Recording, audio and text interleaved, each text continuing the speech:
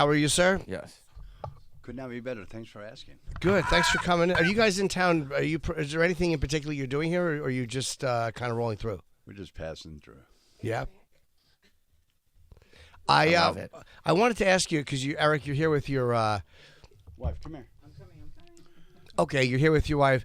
You guys met on a flight. Was it an MGM Grand, that airline they used to have? How was that airline? I'm kind of obsessed with that airline because it was like this real luxury airline that they used to fly. The best. It was the best. The best. And you were always comfortable. You had your own little compartment, unless you're really lucky and you got an attractive redhead to sit across from you. That was kind of cool. Yeah. What was so great about it? Because it was kind of a short-lived airline. Well, it was overpriced, So yeah, it didn't last. But that's where I'm at the love of my life on that airline.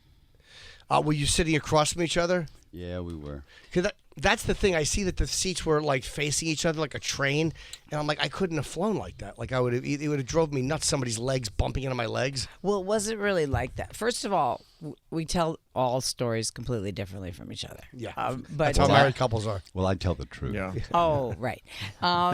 We were actually not in a compartment that particular flight. We were next to each other. That's right. We were next to each other. But it doesn't She's bother right. you when you do it that way because it's a whole room. It's a table. It's like us sitting across from each other here. They were rooms. It was crazy. So nothing bumped. They also arranged it because some people can't fly backwards. Right? Yeah, I would get sick. I'd vomit. Yeah. So they also had a way of making it so you could be in that space and not be backwards. It was miraculous. And where were you going at the time? What were you doing? I was coming back from doing a movie with Travolta, and I was going back to L.A. She was his manager at the time. Oh, were you managing him? I was part of the management company that was managing him. I was not just personally managing him. And Eric was flying out to California. So yeah. I flew in from Rome. I get to JFK. They hand me a script. Somebody's there waiting for me at the airport with a script. They put it in my hands. You have to read this on the plane. So when you land, you'll say you'll do it or not. So they'll have their money or not. Blah, blah, blah, blah, blah. So I get on the plane with the script. And there's another woman with gorgeous red hair and a hot chick with a script. And I think, well, that's an actor. So I'll just read my script. Well, we closed them at the same time, so we kind of had to talk. It was just that moment where it's like, all right, now neither one of us are doing anything. Kinda. Well, do you remember what the script was for? My script? What was it for? It's something I did, yeah. I forget, though. Yeah. Mine was Intersection, which was written by David Rayfield, who's Her my father wrote it, biological dad. And it was very different from the Intersection that got made. But I had little kids, so the only time I could read was on a plane. So I kind of resented in a way that I felt like not talking shop. So I was like, now I'm not going to get to read that. But then he just kind of grew on me. He got cuter and cuter as the ride went on. You knew who he was, though. I did. I knew who he was. Yeah, but my movies are not the kind of movies she'll ever go see. Yeah. She goes to romantic comedies. I don't make those. No. Star 80 was not a rom-com. No.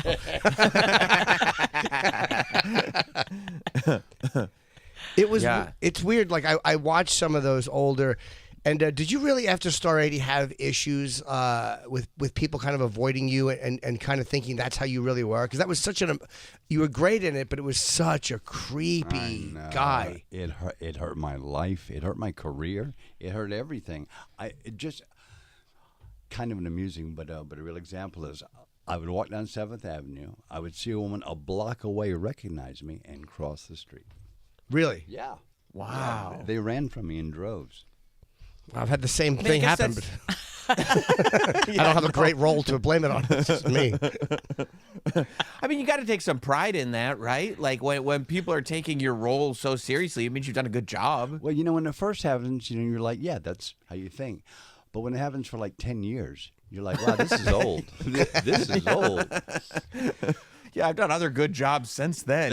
Really. You can pay attention to some of those. That's how I feel. What was the you did? Was it the King of the Gypsies? That was that was my launching pad. That was the 78, I think, right? 1978. Good for you, man. And the reason I'm asking, I went on like a little bit of a Sterling Hayden's in that, right? Ah, my hero, dude. I fell in love with that guy. I went on a bit of a what an interesting guy he was. Oh, dude. I went on like a bit of a Sterling Hayden interview. Deep dive, just watching him on a houseboat in France. Have you ever seen that interview? It's like 2 hours long. It's just Sterling Hayden in a houseboat, and he's drinking. Well, speaking of his boat, he would take his young kids out every other weekend because he was divorced, and he got the kids every other weekend. And he told his ex-wife one day, "Okay, I'm take the kids out. I'm about to go make a movie. So let me have this last weekend with him." And he took them to France for 15 years. And then he brought him home. Wow! so that's the kind of guy they were having divorce issues. So, But anyone who doesn't know Sterling Hayden's name, he was McCluskey in The Godfather. If anybody wants to make the reference of who he was, he broke Al Pacino's jaw. Yeah, and yes. And when I met him, I'd been shooting for 3 weeks all the day. I had my first night shoot with Sterling Hayden. I was very excited about it, and I'm early to work, and I get a knock on my dressing room door. Mr. Hayden would like to talk to you. Oh, cool, man. I get dressed. I go over there, knock on his door. Come in. I walk in. Have a seat, young man. And it reeks of hashish. And he's smoking a pipe. And I say, "Hey, dude, how you doing?" "Great." "Do you get high?" I said, "I've been known to." "Want to get high?" I said, "No, I can't work when I'm stoned." "Well, I can." "So, what are you shooting tonight?" I said, "Scene 87. "I know the number. What happens?" I thought, "Oh, no." Anyway, he was fantastic. But he didn't even did he know his dialogue or no? No, he didn't know his dialogue. He didn't even know what scene we were shooting. but after I told him, he goes, "Oh, that's kind of a pivotal scene, huh?" I said, "Yeah, it is." He goes, "Oh, how are you in improvisation, young man?" I said, "I'm okay." "Good, because it's what we're doing." So all of a sudden you're improvising with Sterling Hayden all night long. My first night shoot. Yeah. Was he stoned? Oh yeah. Oh yeah. He was plowed. It's weird when you hear about guys that can work well, like fucked up. Like they said, Robert Shaw on the set of Jaws. They said some days you'd have great days, and other days, he was a little. He was a little bit too tanked. Is it difficult to deal with? Or I'm sure after all these years you've gotten used to it. But somebody who's like a method actor who won't. Have you worked with guys that won't come out of character, and you're trying to talk to them at craft services? Quite frankly, you can't let that bother you. That is their process, and you have to respect it, and you have to allow it. And I mean, as long as they don't trample over your performance, they can do whatever they want. And if they have an approach that's cliche these days, "Oh, I have to feel it," okay, you got to feel it. You just let them feel it, because that's what they have to do. And especially young actors, they're still finding their technique, so you have to let them. And sometimes it's really stupid, but you don't say that. Yeah. And I'm sure you know this, but you are a legend. I mean, and that's, but I mean, it's like you are. I mean, you've been associated with so many people. Never do, and the people that think they are assholes who are wrong. but you genuinely are. Did you turn down 9.5 weeks? Yeah. I had just made Star 80. Right. And then I go make Pope, and Star 80 was in the can for a long time. And I knew it was going to blow everybody's mind. I knew what a film it was. I knew Bob Fosse. I knew the story. I knew what I did. I knew what Mariel did. I knew we had a movie. And so I was very confident. So when they offered me 9.5 weeks, I had just abused a woman on screen in Star 80. So I didn't want to abuse another woman on screen in 9.5 weeks. So I said, I really can't play it, but I'm working with this guy who's really good. And they offered it to Mickey. And made him a French superstar. That was a huge movie in France. Huge. Yeah, but you're big in Russia. I was number one in Russia up till I made a mistake. I made 44 movies in Russia. I was Elvis Presley in Russia. And they had to give me guards because everybody rips my clothes off. It's like wild, dude. But anyway, and then you made a statement. Oh yeah. In Keaton's music 44 video. movies. I love Russia. I love Russians. I love working there. I love Russian actors. They're so good, man. So anyway, I'm doing an interview. So, Mr. Roberts, what do you think about the war in Ukraine? Well, I stand with Ukraine. That day, they canceled my visa to Russia. Wow. Yeah. Wow. He watches TV. Oh, wow. Wow. Yeah, That was it. And he was a fan, dude. Yeah, but he canceled my visa. Do you think that's something that's salvageable, or that'd be a no? We're talking about Vladimir Putin. No, I don't think so. Have you met him or no? No, Almost. no, but he like sends for me. He sends cars for me. Not anymore. But I'm working. Not anymore. I can't leave the set. Please come meet with President Putin. I said, but I'm working. I can't leave the set. Okay, and so. The next day, a car shows up. Come now! I can't. I'm on set. So that's happened several times. But if you had left in Russia to go meet Putin, wouldn't the set have understood? Like, Yeah. Putin wants to see him. Wouldn't they have kind of let you go? I think if Eric Roberts goes to see Putin, it's going to be all over the internet, and I don't know how I feel about that. Okay, so you have Makes sense. Yeah. You got to think too of the bigger picture sometimes, and not just a cool meeting in the moment. Right. Right. By the way, when is the book coming out? I know you're not promoting it yet because it's not ready, but when? I'm still writing it. Are you still working September on it? 17th. Oh, okay. So you have plenty of time to finish it up. And, Yeah. That's when they think I'll be finished. is it in the process of it? Now that you're doing it, is it hard to go? Is there stuff that you're going back over and you're like, "Fuck, that's kind of hard to talk about"? Here's the hard part about a book. It's a real hard part, especially when you read. I read everything, and I read all the biographies everybody's ever written. Blah blah blah. I read it. To tell the truth is hard because you don't want to. Especially if the people are still alive. I mean, it'd be really different if Eric waited till he was like 300 years old, Right? Checked back, and so we're tempted to call it an unauthorized autobiography, just because. Yeah, the writer's remorse is major. It's you get it down on paper, and 1 second later, you're like, "Who wrote that sentence?" It's like No, but you have to tell the truth. Yep. And when you come to a thing that, that was so uncomfortable, maybe I'll tell it like this. But you can't do that. Have you acted with your sister or your daughter? Have you done stuff with them or no? I got my sister her first movie for her Screen Actors Guild card. And that was the first and last time we acted together. And she played my baby sister in a very bad movie. Really? Yeah. And is it one of those? I think when I think about you guys, I think of kind of like when Jane Fonda and Henry Fonda did on Golden Pond. Yeah. I think We're not that old yet. but I think that was like their first time actually being in a film together. So I'm just wondering, is that something you would want to do, or if it happens, it happens, you don't care either way? I love my sister's work. I love my sister as an actress, and I love her as a human being, and I'm ready to go anytime she finds the right project. If something happens, yeah. And the same goes for my daughter. My daughter has become an accomplished actor. I'm so proud of her. I can't see straight, and I'm just waiting for her to come and say, "Dad, will you come play my dad?" and something. Yeah. If the right thing comes along. So we'll see. Do you think you'd be with your daughter? You think you'd be like? Is it hard to separate being the dad and then being in a scene with somebody? I don't know because I haven't worked with her yet, so I don't know. I don't think so. Yeah. Yeah. I wonder if that would be difficult. Is there anybody you want to work with that you have tried to work with that you haven't been able to yet? Probably Gary Oldman, because we're always crossing paths, and we have been on the same set together, but not in the same scenes, and we like each other. And I'm so entertained by him as a human, as an actor, as a story. I just love the guy, and so I was wrong. But my favorite actor I ever worked with is my wife.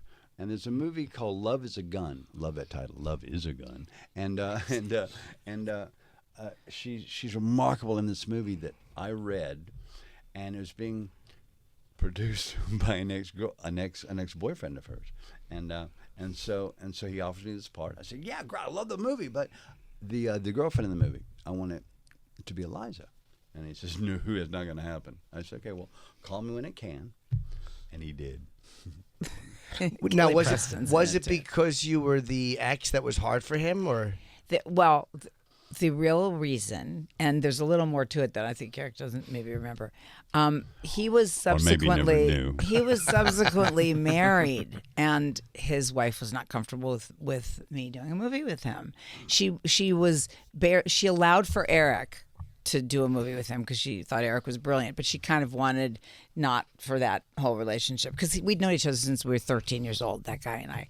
But Eric then, all he agreed to was that I could audition. And then after the audition. Eric had, of course, made it a deal breaker, but the audition is supposedly how I got that part. I don't know. But he did write a beautiful note, and actually so did his wife, saying, "You were the beautiful surprise in our film." So nice. It all worked out. But watch this movie, Love is a Gun. And I also With Kelly Preston. And I also play a character I've never played before. He's not mean. He's a fuck up. He's not mean. Yeah. Wait, Kelly Preston. John's wife. I was just going to say, so did you date John? I got a story for you, hot off the press. This is also in the book, though. I gave it away. I don't think I told you that I put this in the book. But John comes to visit Kelly on that set, and he's got Jet with him. And Jet was, I think, maybe 2 at the most. One. Yeah, he was a little bitty kid. His son, yeah. John shows up. And John loves Eliza. Hi, Eliza. Blah, I heard you. Blah, blah. And, hi, Eric. How do you do? Blah, blah. We hang out. Blah, blah. And then he says, oh, you won't believe I got this offer for this crazy character again. God, but I'm a father now. I have Jet. I can't play these violent, kind of crazy people. What are you talking about? Well, that guy, Quentin Tarantino, is offering this part in this crazy movie. I'm like, John, you have to take it, she says to him. He says, no, I'm not going to. I have Jet now. I'm not playing those parts anymore. John, you take it. It's Quentin Tarantino. You don't turn him down. Do you hear me? And they had this little kind of spat. Only John doesn't spat, but they had this little kind of, you do this, John. And she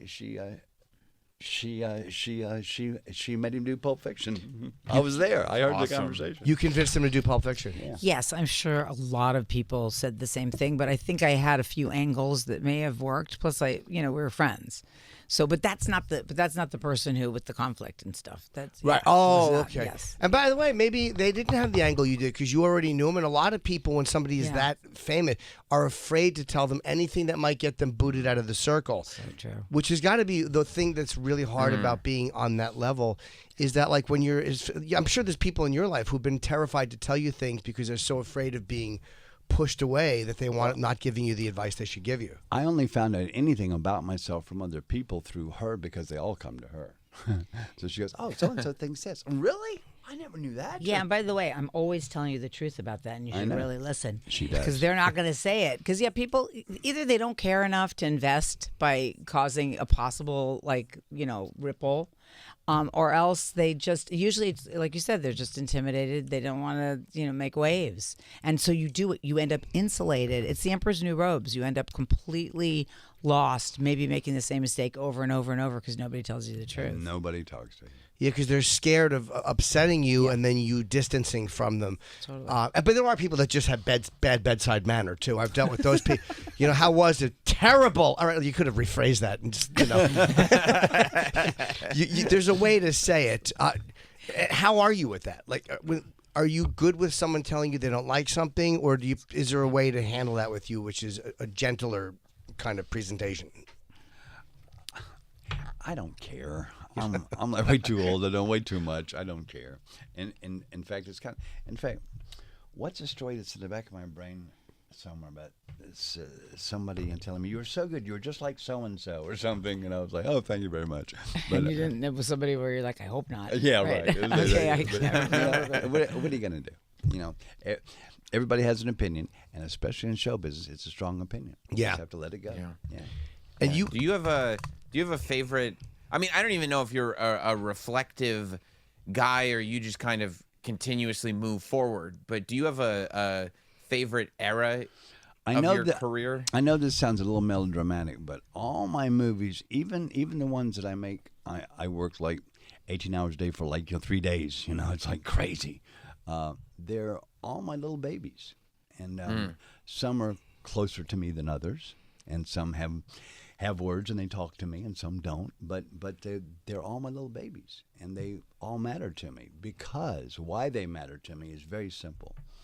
Every movie is somebody's infant, somebody's lovely child that they worship, they take care of, they dress, they change diapers of, they worship it. And when you know that, as I know it so well from all my movies, I know that there's somebody here who is a mother to this project, and they're invested. And when you meet them, you become them a little bit, or because you just understand. And when you have a complete understanding of their feeling, they know it. Right, because you know how important this is to them, and a lot of guys go in and take a smaller project, not as serious, but to this person, it's everything they've worked to do. Right. And also, because I do all these movies, I get to play roles I would never get to play otherwise. So I get to have so much fun.